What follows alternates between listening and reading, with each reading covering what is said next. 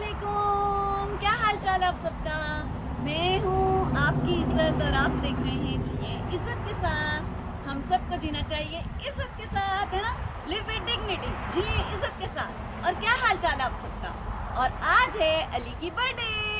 अली जो मेरा छोटा सा प्यारा सा बेटा है, मेरा भतीजा है, आज उसकी बर्थडे है और हम जा रहे हैं इधर। यहाँ अली रहता है, वहाँ हम रहते हैं, हम साथ साथ रहते हैं, एक ही घर है ये सारा।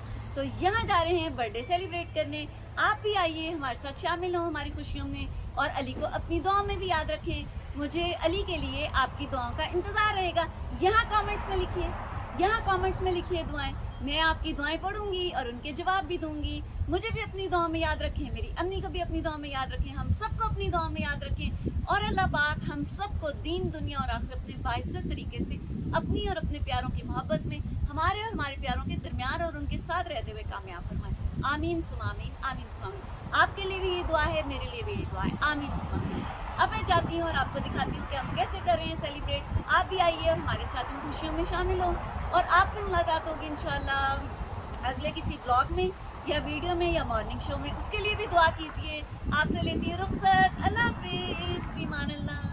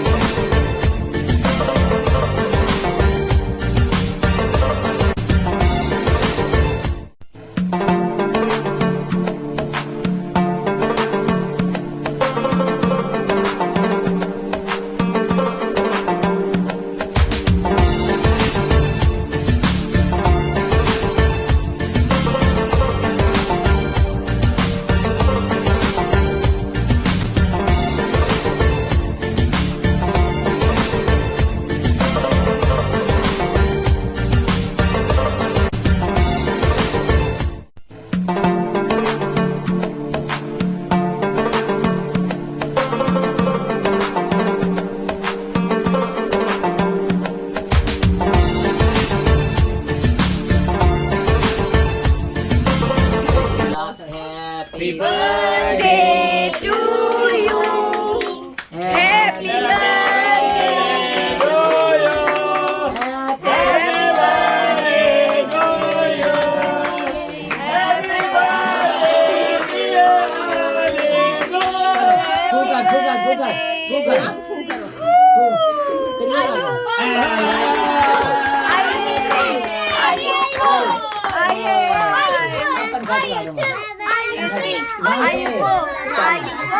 Are you four?